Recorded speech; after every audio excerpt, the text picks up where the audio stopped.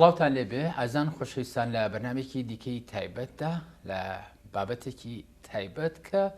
بابەتی گەرمی ڕۆژ بابەتی موچەیە. بابەتی موچە کراوەتە پرسێکی سیاسی و پرسێکی ئابووریشە لە بنەمایە چۆن کە ئێمە نزیک دەبینەوە لە 23-24-25 هەر مانگێک ئەم بابەتە ئەبێتە تایتڵی گەرمی سەر شاشەکان یاخود پرسی گەرمی نێو ماڵ و شەقام. ئەم بابەتە تاوتوێکن لەگەڵ مینا سامی وەکو ئەندامی ئەنجومەنی پارێزگای سلێمانی کە سلێمانی دوجار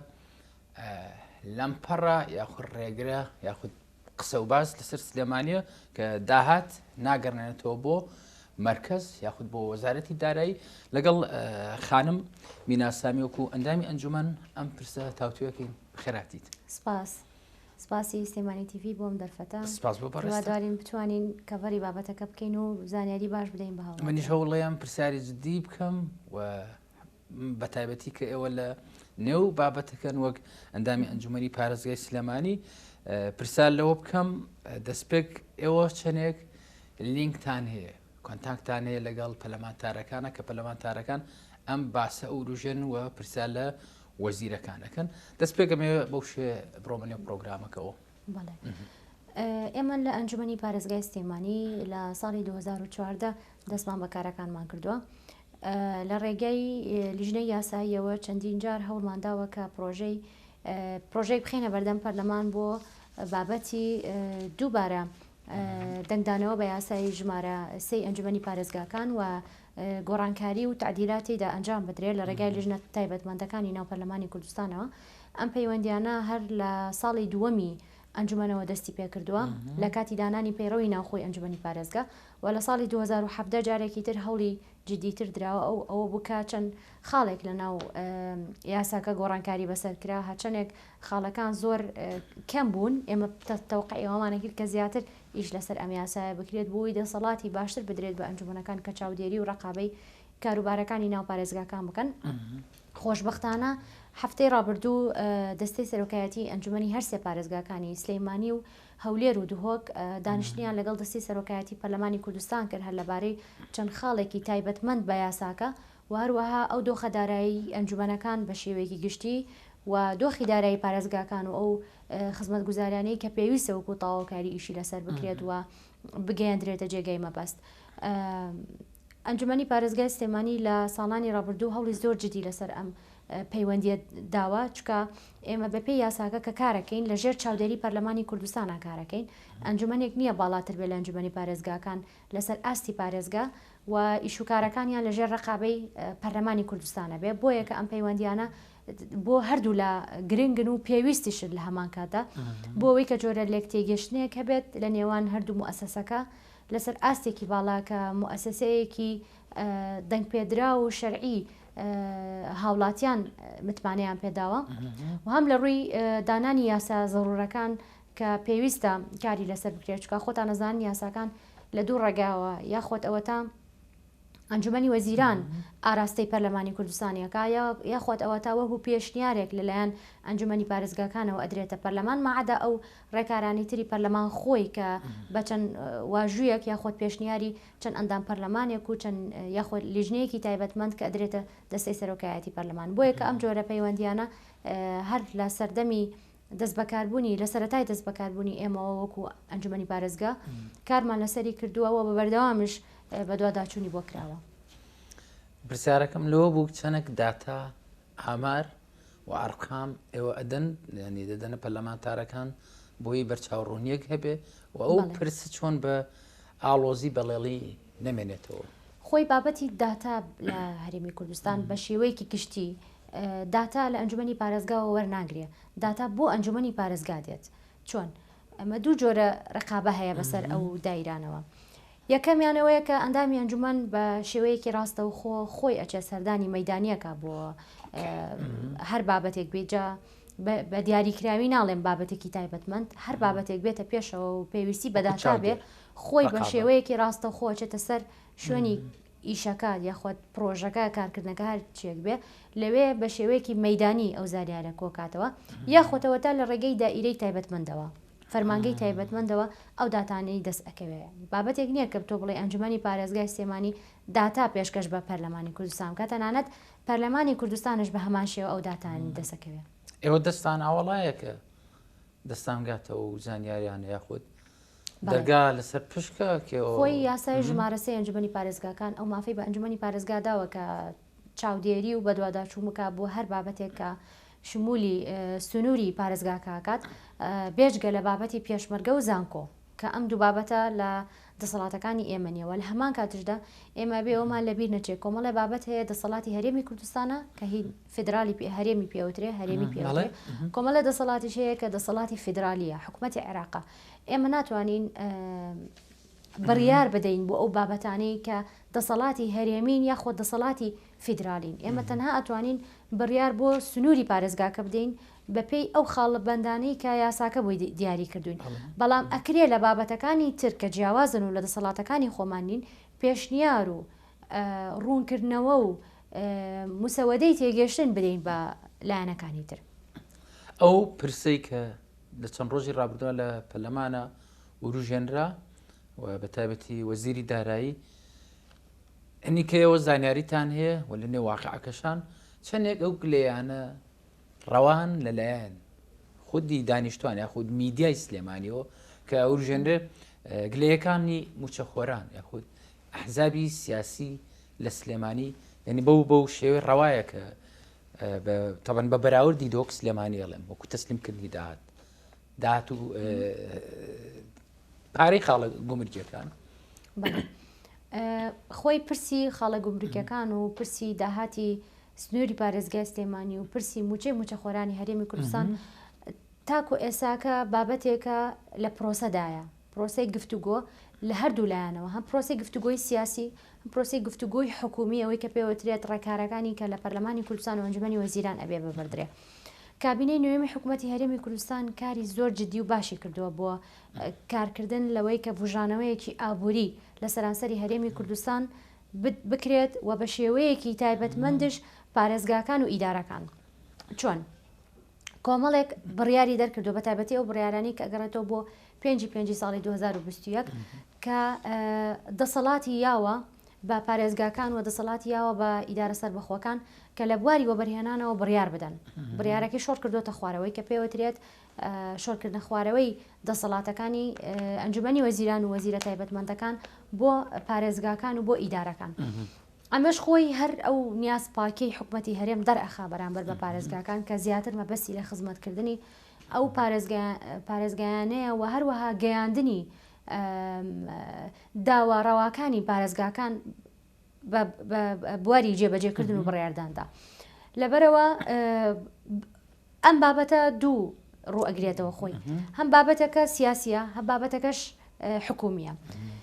بەشە سیاسیەکەی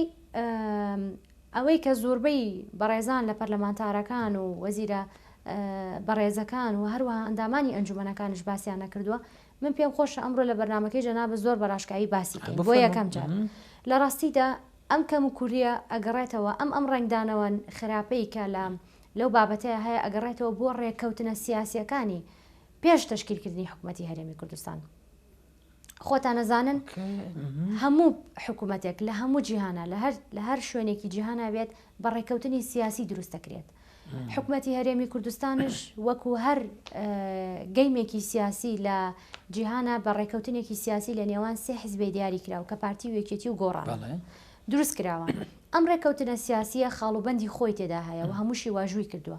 ئەوانەشی کە واژویان کردووە خەڵکانی کەسانی دەرەجە یەکی حیزبە سیاسیەکانن وردەکاری و قسانەتم ئەوێ بفەرموو بەڵێ لەبەرەوەی کە ئەماژەت بۆیە کە پێش دروستکردن یاخود ڕێککەوتنی کابینە پێش بەکێنانی کابینەی نوێمی حکوومەتی هەرێمی کوردستان ڕێککەوتنی سیاسی لەسەر ئەو خاڵە ئەولەویاتانە کراوە کە پێویستە ئەم کابینەیە کاری لەسەر بکە کاتی حیزبێکی سیاسی واژوو لەسەر خاڵبەندەکانی ڕێککەوتنە سیاسیەکانەکە پێویستە ئیلتیزامی پێوەکە چکە ئەمە پێوتری ئەخلاقی سیاسی لە کاتێکە کە حیزبە سیاسیەکە بەشدارە بێت لە حکوومەت و ئیلتیزام ناکە بەو خاڵانی کە خۆی واژووی کردو بە ئیرادی خۆی واژووی کردو بە پشتبەستن بۆ کورسانی کە هێناوێتی لە هەڵبژاردنەکانە لە ڕاستیدا ئەم بەرکەوتانی لێکەوێتەوە ئەم ئەنجامی لێکەوێتەوە ئەم ئەنجامە ئیمدادات یاخۆت درێژە پێدەری ئەو فکرەیە خۆت ئەو نەفەسە سیاسەیە کە کاری پێکرێ ئەمە خاڵی یەکەم کە پێیوەستە بە بابەتە سیاسەکەەوە ئەوەی دووەمیش پێویستە بە بابەتە حکوومێکەوە ئەمە لە ئەمیناخان بۆ لەسەر و پرسە کەمە ورتر ڕناوەسیلەوەی کە ئەتوێ بڵێ لە پشت پەردە و لە پشت کالیسەکانەوە شتانی تر هەیە یعنی کە ڕوئە ئەوان ڕێک کەوتون بەڵام وەکو خۆت و تو ڕەوشتی سیاسی ئەبێ هەبێ لە بەشداریکردنی نێو بۆ نمونە وەزیرەکان و کابینەکان. بەڵێ جا من هیوادارم هەوڵاتیان یاخۆت ئەوانی کە بینەرن بۆ ئەم بەرنمەیە وەکو خۆی قسەکانم وەرگن بەبێ ئەوەی کە حساسیەتێکی سیاسی تێدا دروست بکرێ ئەمە وەکو وتمان درێژە پێدەری ئەو ڕەتفعلانەیە کە لایەنە سیاسیەکان لەو گەمە سیاسی کە ئیکەن بەرامبەر یەکتری ڕەنگەداتەوە خۆشمان نەزانین ئێمە لە هەڵبژاردنەکانی ئەنجومەنی نوێنەرانی عێراق نزیک بووینەتەوە وە گشتی چەند ساڵێک ماوە بۆ هەڵبژاردنەکان لە هەرێمی کوردستان و ئەنجومەنی پارێزگاکان بۆ یەکەم کۆمەڵێ بابەت هەیە بەڕاستی من ناڵێ مزایدەی سیاسی چکە ئەم وشەیە زۆر بەکارهێنراوە و زۆر و بازاری کراوە و پێشم وانیە کە مزایدەی سیاسی بێ نەخێر ئەم بابەتە زیاتر بۆ ڕاکێشانی عەتفی خەڵکی بەکاردێت بۆ ڕاکێشانی شەقامێک بەکاردێت کە ناوی شەقامی سلەیمانیە بەڵام بەداخەوە ئەمڕۆ حکوومەتی هەرێمی کوردستان ئەتوانم بڵێم زیاترین داتا و زانیاری خستۆتە بەردەم کە هاوڵاتێکی ئاسایی لە ماڵەکەی خۆی لە ڕێگای ئاپێکەوە ئەتوانێت ئەو زانیاریانی دەستکەوێت بە ئەرقام و بەداتە و بەژماری پرۆژەکان و بە ساڵی و فترەی دەستپێکردن و فترەی تەواوبوونیشی بۆ یەکە ئەمە بابەتێک نییە کە تۆ بتوانانی لە هاوڵاتی بشاریتەوە بۆ یەکە باسی ئەم خاڵم کرد یعنی بابەتی بابینەوە سەر بابەتی مەرزەکان بابەتی مەرزەکان دەسەڵاتێکی فدرالیە ئەمڕۆ حکوومەتی هەرێمی کوردستان لە ڕێگەی ئەو شاندەوە کە نێردراوە کە بریتیە لە کە بە سەرۆکایەتی بەڕێز جێگیری سەرۆکی ئەنجومەنی وەزیران کاخوبا تاڵەبانی و هەروەها شاندی یاوەری کە بریتین لە پارتی و هەروەها گۆڕان بەشدارن لەو شاندەی کە سەردانی حکوومەتی عێراقەکەن ئەمان ئەبێت پێویستە یاخۆت ئەو ژمارانەی کەم لە فرۆشتنی نەوت و هەروەها لە دەواازە سنووریەکان کە دەستیانەکەوێ ئەو داتانە تەسلیمی حکوومەتی عێراق بکەن بۆی ڕێکەوتنی لەسەر بکەن بەڵام لێرە فکرەیەکەیە یاخۆت بۆچوونێکەیە کە ئەم شاندە نەگەنە ئەنجامی خۆیان اینجا ئەو ئەگەر هۆکارەکەی ئیقلیمی بێت یا هۆکارەکەی نێودەوڵەتی بێ خۆت هەر هۆکارێکی تر بێت کە وا بکات ئەم شاندە فەشەل بهێنێ بەداخەوە ئەوە بووە کە بۆتە هۆکاریەوەی شاردنەوەی ژمارە حەقیقی دەستکەوتی خاڵی مەرزەکان مەرزە سنووریەکان و لە هەمان کاتشدا بابەتێکی تریش هەیە کە کار لەسەرەوە ئێمە باسی پرسە سیاسیەکانەکەین لەسەرتاوە کار لەسەرەوەکە کە حکوومەتی هەرێمی کوردستان سەرکەوتوو نەبێت لە دابشکردنی موچە خۆرانی هەرێمی کوردستان کە ئەمەش پشکەکەی بریتە لە 1970 بودجەی گشتی 1970 بودجەی گشتی بریتە لە ئەو با بڵین مەبلەغەی دابی نەکرێت بۆ موچە خۆران جارێکی کەش لێرەوە ڕێگایەکی تر هەیە بۆ ئەوەی کە شکست بهێنرێت بە حکوومەتی هەرێمی کوردستان لە دابشکردنی موچە و هەروەها گەڕانەوەی موچە بۆ دۆخی ڕابردووی خۆیدا چکە ئێستا ئەم بەرنامەی نوێی کە کابینی حکوومەتی هەرێمی کوردستان تەبەنای کردو و بریتیە لە چاکسازی لە موچە خۆران گەشتۆتە نەتیجەیەکی باش و ئیشێکی باشی لەسەر کراوە و نزیک بوونەتەوە و ئێمەش خۆشمان بینی لە پەرلەمانی کوردستان کە هەوڵێکی زۆر جدی درا کە موچە بگەرێتەوە سەر دۆخی ڕابردووی خۆی بەڵام لێرە حکوومەتی هەرێم ڕوبەڕووی ئەو کێشەیە بێتەوە کە بەڕاستی داهاتی ناوخۆ گۆڕانکاریکی یەکجار زۆری پێوە دیارە لە هەمان کاتە کە تۆ نەلافاوت هەیە نا بورکانێک ڕووی داوە نا پرۆسەی بازرگانیکردن لە شوێنە سنووریەکان وەستێنراوە یاخۆت هیچ هۆکارێک نییە کە ئیزرابێ شتێک ڕووی دابێت لەلایەن ڕەنگە پێچوانەکەشی دروستتر بێت لەلایەن کەسایەتیەکان کە کارەکەن لەو بوارەدایتر چی بازرگانەکان بێ خۆ سایقەکان بێ بۆیە کە بەڕاستی ئەم گۆڕانکاریە لە ژمارەی داهاتی ناوخۆ بە شێوەیەکی زۆر بەرچاو بە مەبلەغێکی زۆر گەورە جێگای گومان و پرسیاری هەر لێکۆڵەوەرێکی ئابوووریە کە ئەم ڕقەمە دێتە پێش لە حاڵەتێکدا کە تۆ هیچ دۆخێکی ئاسایی نهاتۆتە پێشەوە کە بێتە هۆکار لەمە بۆ یەکە وتمان ئەم دوو هۆکارە سیاسی هەیە لە پشت ئەم بابەتانەوە و ئەو هۆکارەش هەیە کە ئەو ڕێک ئەو لایەنانی کە بەشدارن لە حکوومەتی هەرێمی کوردستان ناکرێت لەناو حکوومەتی هەرێمی کوردستان هەتا سەعات دوو نیوەڕۆ ڕۆڵی حکوومەت ببینن لە دوای سەعات دوو نیوەڕۆ ڕۆڵی ئۆپۆزیسیۆن ببینن ئەبێ ئێمە ئۆپۆزیسیۆن بدەین بە خۆیان ئیشی خۆیان بکەین و حکوومەتش بدەین بەوانی کە بەشدارن لە حکوومەتە بۆیە بەڕاستی ئەمانە حقیقەتی دروستبوونی ئەم بەرکەوتانن و حقیقەتی ئەم دۆخەی ئێستاە کە حکوومەتی هەرێمی کوردستان تێدایەتی ئەو ئیزدیواجێتە بە پارادۆکسی کە ئێوە لە ئەنجومەنی پارێزگای سلێمانی چەندێک بەڕوونی دەیبیننەوە کە ئەوانەی لە کابینی نوێم لە حکوومەت بەشدارن من تەفاسیلی شتە نەوتراوی تۆم لا گرنگ بوو کە ئەوان ڕێکەوتنی سیاسیانە بۆ نمونێمە ئەزانین مەرزی فلانە مەرز بەدەستیەوەیە و لە ساحە سیاسەکەمە دەیبینی نەوان شیر و ڕم لە یەکتر ئەسون بەڵام لە پشتەوە ڕێکەوتنیانێ یعنی چەندێک ئەو ئیزدیواجێت دەبینی هەم شەقامە ئەو ڕژێنن بە ڕادەست نەکردن یاخود پرسی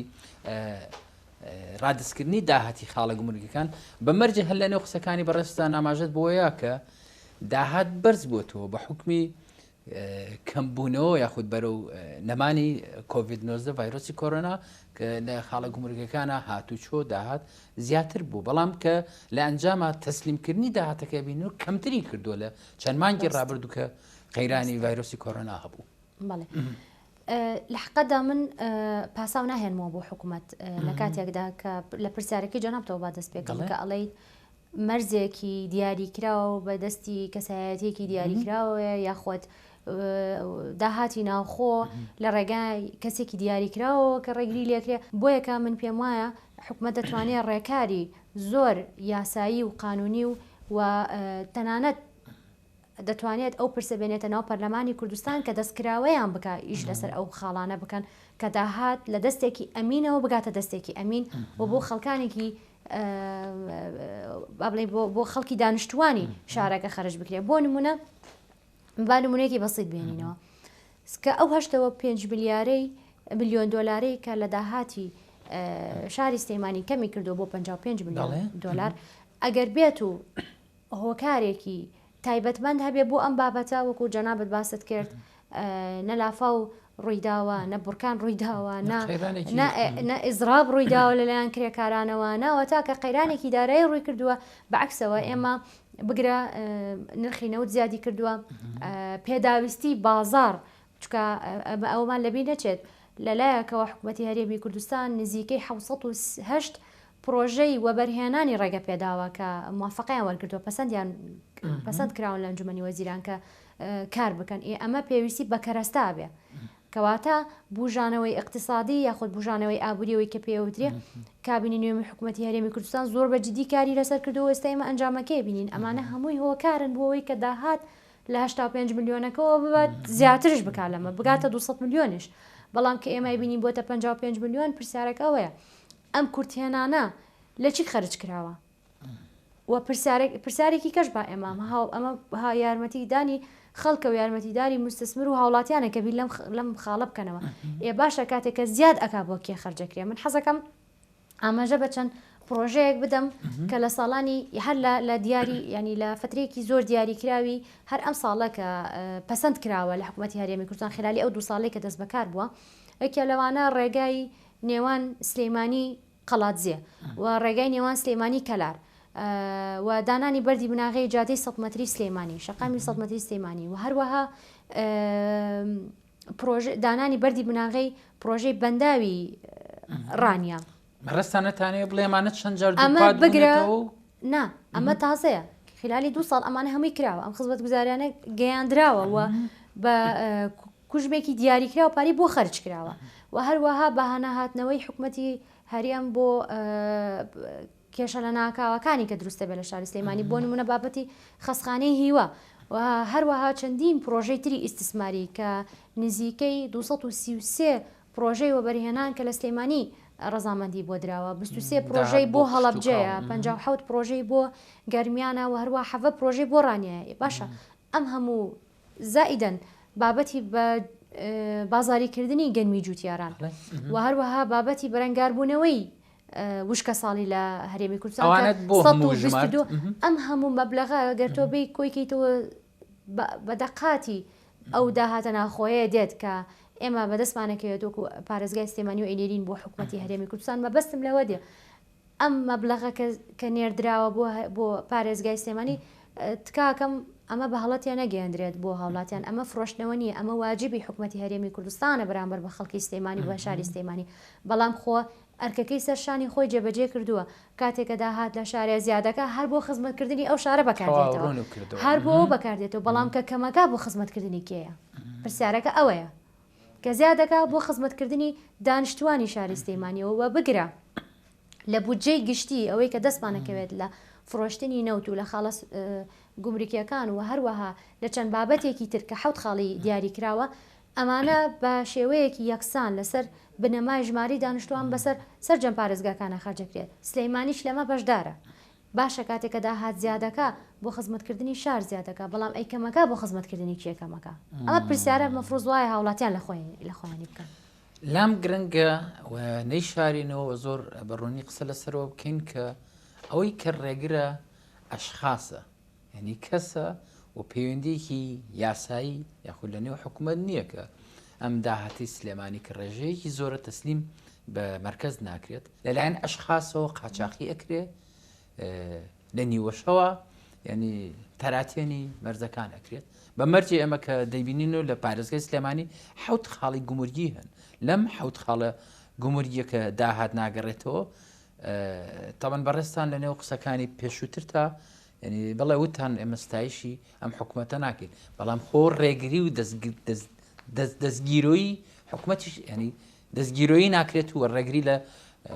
ئەو شاندانە یاخود ئەو وەفدە ڕقابیانە چوەکو بابەتێکی ئەسکەری یاسایی بێت لەم پەڕێتە پێشەوە بۆیان بەڵێ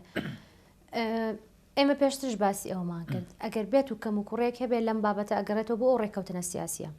کە تەرەفی بەشدار لە ڕێککەوتنێکی سیاسی ئەخلاقی سیاسی دەبێت وای لێ بکات بێتە ژێربارەوە و ڕێککەوتنەکە وکو خۆی جێبەجێ بکە بەڵام لە هەمان کاتشدا ئەمە حەق نادات بۆ حکوومەت کە ئەو پۆزیشە بۆ خۆی بهێنێتەوە کە لەبەرەوەی کە چەند کەسێک دەستیان بەسەر داهاتی ناخۆ گردووە یاخۆ دەستیان بەسەر مەرزەکانەوە گردووە لەبەر ئەو هۆکارانە ئێمە نەماتوانێەوە سەرکەوتو بین لە چاکردنی بوجە و موچەی خەڵکی ئەمە ئەرکی حکوومەتە زۆر بەجددی کا لەسەر ئەو بکە ئەرکی بەڕێز سەرۆکی ئەنجومەنی وەزیرانە ئەرکی بەڕێز جێگیری سەرۆکی ئەنجومەنی وەزیرانەوە هەروەها ئەرکی بەڕێز وەزیری داراییە کە زۆر بەجددی بێتە سەر خەت و خاڵەکان دەستنیشانکە تەنانەت دەتوانن لە حاڵەتێکە کە پێویست بوو دەستکراوەیان بدرێت لەلایەن پەرلەمانی کوردستانەوە کە زیاتر بە چرترین بە خێراترین شێوە و بە چرتر بێنە پێشەوەکە لەسەر بنبڕکردنی ئەم دیاردەیە بکەن جا نەک پارێزگای سلێمانی بیکە هەر پارێزگایەک بیکە یاخۆت هەر کەسایەتێک بیکە لە حزبێکی سیاسی یاخۆت مەرجشتنی حزبی سیاسی بێت ینی لە هەر شوێنێک بێت ئەگەر بێت و ئەم بابەتە زۆر بە کەمی ڕووبدا یاخۆت حاڵەتێک و دوان بێ ئەوە توانین ئێمە پێی بڵین ئەمە دیاردەیە یاخۆت کەسایەتیە کە کارەکە لەسەر ئەم بابەتە بەڵام ئەم شتە بە منەظەمی کراوە چونکە مەبلەغەکە زۆر لەوە زیاترە کە کەسایەتێک بتوانێت ئەمە بکە یاخۆت چەتەکەریەک بتوانێت ئەمە بکە بابەتەکە لەبەرەوەی کە بە منەظەمیە و لەبەرەوەی کە سێ چوار مانگە لەسەر یەکتریکا لەسەر ئەمە ئەکرێت کە بوجەکە کەم بکرێتەوە یاخۆت داهاتەکە کەم بکرێتەوە بۆیە کە من پێم وایە بابەتە بە منەظەمی کراوە و زۆر بەمە دروستیش کراوە ئەرچی حکوومەتە گرنگ نییە ناوی چییە بەجددی گرنگەوەیە ئەرچی حکوومەتە زۆر بەجددی بێتە سەر خەت بە هەموو ئەولایەنە سیاسیانەی کە بەشدارن لە حکوومەتی هەرێمی کوردستان چاو بە ڕێککەوتنە سیاسی خۆیان بخشێنەوە و کاری جدی بکەن و داواش بکەن لە پەرلەمان و ئەنجومەنی پارێزگاکانش کە زیاتر دەستیان کراوە بێت لە بەرەنگار بوونەوەی ئەو گەندەڵەیە کە لە سنوورەکانە ڕوەدا. زۆر باشە خانم من چۆن لەگەڵ بەڕستانە فریایەوە بکەوم کە ئەندامانی ئەنجومەنی پارێزگای سلێمانی چەند کەسن ئەشخاصن و چەندێک مۆدلی ئەوە یعنی ئەکرێ بە بەڕێستانەوە بە هاوڕەکانتەوە ئەم مۆدلە ڕەچاو بکەن کە خۆتان ببنە ڕقابە و چاویلکەی ینی ڕەخنە لە چاو بکەن بەڵێ وەکو چۆن ئەو مۆدلەمان بینی لە پەرلەمانە خودی ئەندام پەرلەمانەکانی پارتی دیموکراتی کوردستان کە ئەریشانەوەی ئەمە وەکو بەڕێستان وتان منەت نییە نوێنەری گەلن ئەبێ ڕەخنەی جددی بگرن یاخود دەست خەنە سەر ئەو کەم و کوڕیانە و لە هەمان کاتە داوای چارەسەر و بەدیلیشکن بۆ بەش بە حاڵی ئێمە وەکو ئەنجومەنی پارێزگای سلێمانی پرسیارت کرد لە چەند ئەندام پێکات لە 32 ئەندام پێکاتوە لە چەند فراکسیۆنێکی جیاوازەوە هاتوونە و حقیقت ئەمە قسەی بەندە نییە، ئەمە قسەی بەڕێز سەرۆکی ئەنجومەنی وەزیرانی کابینەی هەشتەمی حکوومەتی هەرێمی کوردستانە کاتێکە سەردانی ئەنجومەنی پارێزگای سلێمانی کرد قسەیەکی زۆر منطقی و جوانی کرد کە بەداتاوە قسەی کرد. ئێستاش من لە خەیاڵم ماوە و قسەیە کاتێکەوتی ئەنجومەنی پارێزگای سلێمانی نمونەی ئەنجومەنەکانەوە هیوادارم ئەنجومەنەکانی تر و هەروەها پەرلەمانی کوردستانش چاو لە ئەندامەکانی بکەن کە بەو شێوازە جدیە کا لەسەر ڕقابەکردنی حکوومەتی خۆجیەکەن و ئەوانشکا لەسەر ڕقابەکردنی حکوومەتی هەرێمی کوردستان و وەزیرە بەڕێزەکان بکەن. بەڕاستی ئەمە ئەرکە حقیقەتێکی ئێمەیە بەدەر لەوەی کە دەنگ بە پۆستە باڵاکانی سنووری پارێزگاکەمان ئەدەین ئیشی ئێمە و کاری ئێمە دەرکردنی ڕێنمایی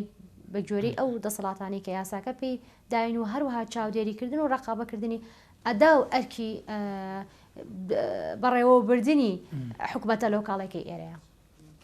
میناخان ئەگەر وا بێ کە ئێوە ستایش کراون لە کابینەی هەشتم وەکۆی کە چاودێریتان کردووە، بەڵام لە هەمان کات ئێمە گرفتی قوڵە بینینەوە لە سلێمانی کە ڕقەمەکان ئاڵۆزن داتاکان داهاتەکان تەسلیم ناکرێن. مەبەستم لەوەیە تکایە ئەگەرمە ڕەخنەش بێت لە بەڕێستان ینی ئەکرێ ڕەخنەتان لێ بکرم کە ستایش کراون بەڵام لاما کاتە هەموو شتە لە ئەنجام ئابێت ئێمە ببینەوە. پرسیارێکی زۆر جوانە و لەجێی خۆیەتی لە ڕاستیدا ئێمە نەماوەتۆ ئەنجومەنی پارێزگای سلێمانی نمونەیە مەبەستمانەوە بێت کە بێک کەم و کوڕە کاڵی نمونەیە مەبەستمانەوەیە توانێتی مۆدێلێکی باش و جوان پێشکەش بە سیستمی حکومڕانی هەرێمی کوردستان بکە و لەم کابینەی نوێمی حکوومەتی هەرێمی کوردستانشا لەگەڵ بەڕێزان سەرۆک و جێگیری ئەنجومەنی وەزیران هەر سێ دەستی سەرۆکایەتی ئەنجومەنەکان کۆبوونەوەیان کردووە و جەختیان کردوێتەوە لەسەر ڕۆڵ و ئەرکی ئەنجومەنی پارێزگاکان چکە حکوومەتی هەرێمی کوردستان لەسەر بنەمای لا مەرکەزیەت دەست بەکار بووە و ئەمە یەکێکە لە پرەنسیپەکانی ئیشکردن و کارکردنی کابینەی نوێمی حکوومەتی هەرێمی کوردستان. بەڵام ئێمە لە سەرەتای قسەکانمان ئاماژەمان بەوەدا هەندێک دەسەڵات هەیە کە هەرێمی کوردستان تەنها مافی پەرلەمانی کوردستانە یاسای بۆ دەربچوێنێت و کاری لەسەر بکە و هەنێ دەسەڵاتش هەیە کە دەسەڵاتی فیدرالیە ئەنجومەنی نوێنەرانی عێراق توانێت کاری لەسەرکە. ئێمە ئەرکەکانمان زیاتر خزمەتگوزاری و دەرکردنی ڕێنمایەکانە بە هاوتەریب لەگەڵ ئەنجومەنی شارێوانەکان کە خۆشبەختانە دەست بەکار بوون و دەنگمان بۆیاندا هیوادارین ئەوانش بتوانن بێنە پێشەوە و کۆمەڵێ بابەت هەیە کە پەیوەندی ڕاستە و خۆی بە شارەوانەکانەوە هەیە بتوانن باشترین ئەدایان هەبێت و بەشدار بن لەو خزمەتکردنە.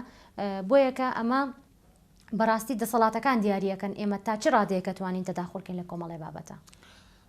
میناخان وەکو ئەم بابەتە پرسێکی ئابووری سیاسیەوە پەیوەندی بە قوت و ژیان و ژیاری بەتایبەتی موچەخۆرانەوە هەیە و بەتایبەتی تر زیاتری موچەخۆر لە سلێمانیە هەر بۆیە بابەتە 142 موچەخۆران لە سلێمانیە نزیکەی 212 میلیۆن دلار لە داهاتی ناخۆچێت بۆ یاخود داهاتی گشتی بودجەی هەرێمەچێت بۆ موچەی موچەخۆرانی شاری سلێمانی. چەندێک زۆر جار ئێوە ئەمە وەکو کەمە ئێمە پێمان زۆر نییە وەکو دانیشتوانی سلێمانی تەنانەت پێشمان کەمە و من با لێرە سلێمانچێتی خۆم بکەم